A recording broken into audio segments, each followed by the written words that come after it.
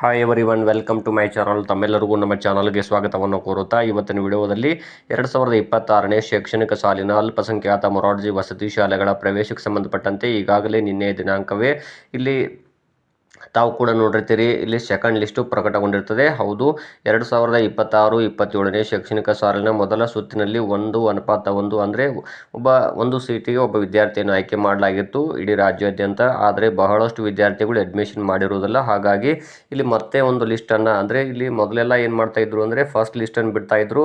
Next ಸೀಟುಗಳ ಸಂಖ್ಯೆ ಆಧಾರದ ಮೇಲೆ ಆಯಾ ವಸತಿ ಶಾಲೆಗಳಿಗೆ ಸೆಕೆಂಡ್ ಲಿಸ್ಟನ್ನು ಕಳಿಸ್ತಾ ಇದ್ರು. ಆದರೆ ಇದೇ ಮೊದಲ ಬಾರಿಗೆ ಇಲ್ಲಿ ಎರಡನೇ ಸುತ್ತಿನ ಸೀಟು ಹಂಚಿಕೆಯನ್ನು ಮತ್ತೆ ಅವರ ಅಧಿಕೃತ ವೆಬ್ಸೈಟ್ನಲ್ಲಿ ಅಲ್ಪಸಂಖ್ಯಾತರ ನಿರ್ದೇಶನಾಲಯದವರು ಪ್ರಕಟಗೊಳಿಸಿರುತ್ತಾರೆ.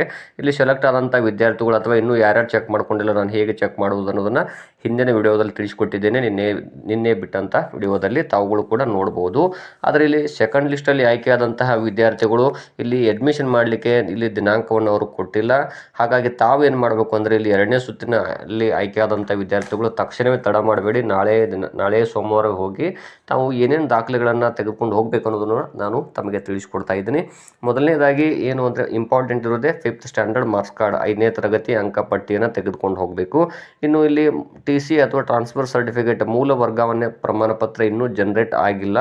ಅಂದರೆ ಇಲ್ಲಿ 5ನೇ ಕ್ಲಾಸ್ ಪಾಸ್ ಆದಂತಹ ವಿದ್ಯಾರ್ಥಿಗಳಿಗೆ ಇಲ್ಲಿ ಕೊಡ್ತಾರೆ. ಅಂದು LPS ಸ್ಕೂಲುಗಳಿದ್ದರೆ ಮಾತ್ರ ಬರುತ್ತೆ. ಆದರೆ ಇಲ್ಲಿ ಹೈಯರ್ ಸ್ಟ್ಯಾಂಡರ್ಡ್ ಸ್ಕೂಲುಗಳದ್ದು ಇನ್ನೂ ಓಪನ್ ಆಗಿರುವುದಿಲ್ಲ.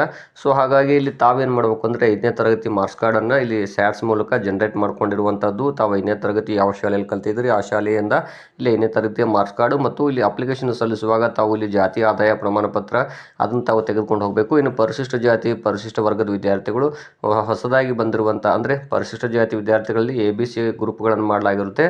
ಸೊ ತಾವೇನು ಮಾಡಬೇಕು ಅಂದರೆ ಇಲ್ಲಿ ಹೊಸದಾಗಿ ಏನು ತೆಗೆಸಿರ್ತೀರಿ ಅಪ್ಲಿಕೇಶನ್ ಹಾಕುವಾಗ, ಅಥವಾ ಮೊದಲನೇದಾಗಿ ಹಳೆ ಇಲ್ಲಿ ಇನ್ಕಮ್ ಕಾಸ್ಟ್ನ ಸಲ್ಲಿಸಿದವರು ಇದ್ದರೆ ಹೊಸದಾಗಿ ತೆಗೆಸ್ಕೊಂಡು ಹೋಗಿ ಮತ್ತು ಚಾಲ್ತಿಯಲ್ಲಿರಬೇಕದು, ಅದನ್ನು ತೆಗೆದುಕೊಂಡು ಹೋಗಬೇಕಾಗುತ್ತೆ. ಅದರೊಂದಿಗೆ ಇಲ್ಲಿ ತಮ್ಮ ವಿಳಾಸದ ದಾಖಲೆಗಳು ಬಹಳಷ್ಟು ಇಂಪಾರ್ಟೆಂಟ್ ಇದು. ಇಲ್ಲಿ ತಂದೆ ತಾಯಿ ವಿದ್ಯಾರ್ಥಿಗಳ ಆಧಾರ್ ಕಾರ್ಡನ್ನು ತೆಗೆದುಕೊಂಡು ಹೋಗಬೇಕು. ಅದರೊಂದಿಗೆ ಇಲ್ಲಿ ರೇಷನ್ ಕಾರ್ಡ್ ಕೂಡ ಕೇಳ್ತಾರೆ, ಅದರೊಂದು ಜೆರಾಕ್ಸ್ ಪ್ರತಿ ತೆಗೆದುಕೊಂಡು ಹೋಗಿ.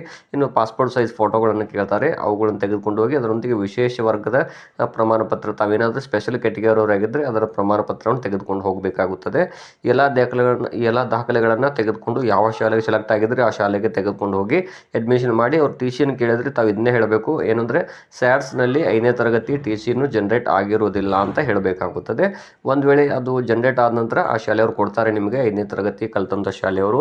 ತಾವೇನು ಮಾಡಿ ಇಲ್ಲಿ ಅಡ್ಮಿಷನ್ ಮಾಡಿದ ಕೂಡಲೇ ಒಂದು ಆ ಶಾಲೆಯವರು ಲೆಟರ್ ಕೊಡ್ತಾರೆ TC ತೆಗೆಸ್ಕೊಂಡು ಬರಲಿಕ್ಕೆ. ಅಂದರೆ ನೀವು 5ನೇ ತರಗತಿ ಎಲ್ಲಿ ಕಲ್ತಿದ್ರೆ ಆ ಶಾಲೆಗೆ ಕೊಡಲಿಕ್ಕೆ ಆ ಲೆಟರ್ ತೊಗೊಂಡು ತಾವು 5th ಸ್ಟ್ಯಾಂಡರ್ಡ್ ಕಲ್ತಂಥ ಶಾಲೆಯಲ್ಲಿ ಕೊಡಿ. ಅವರು TC ಜನರೇಟ್ ಆದ ನಂತರ ತಮಗೆ ಕೊಡ್ತಾರೆ. ಅದನ್ನು ತೊಗೊಂಡೋಗಿ ಮತ್ತೆ ನೀವು ಅದೇ ಶಾಲೆಗೆ, ಯಾವ ಶಾಲೆ ಸೆಲೆಕ್ಟ್ ಆಗಿದ್ರೆ ಆ ಶಾಲೆಗೆ ಕೊಟ್ಟರೆ ನಿಮ್ಮ ಅಡ್ಮಿಷನ್ ಪ್ರೊಸೆಸ್ ಇಲ್ಲಿ ಕಂಪ್ಲೀಟ್ ಆದಂಗೆ ಅಂತ ತಿಳಿಸ್ತಾ ಇದ್ದೀನಿ. ಧನ್ಯವಾದಗಳು.